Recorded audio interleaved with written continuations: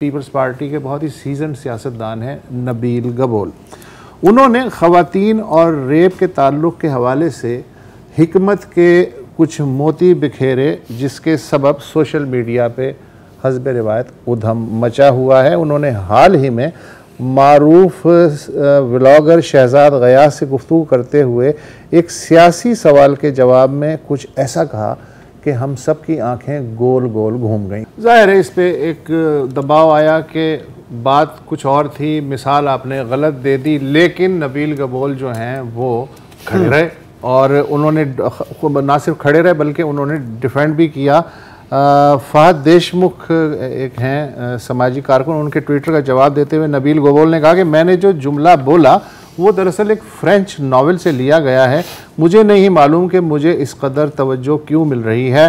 अक्ल वाले ही समझ सकते हैं कि मैंने जब ये कहा कि रेप इज़ इनेविटेबल तो इसका मतलब ये था कि अगर तुम आवाज़ बंद नहीं कर सकते तो फिर मज़े लो।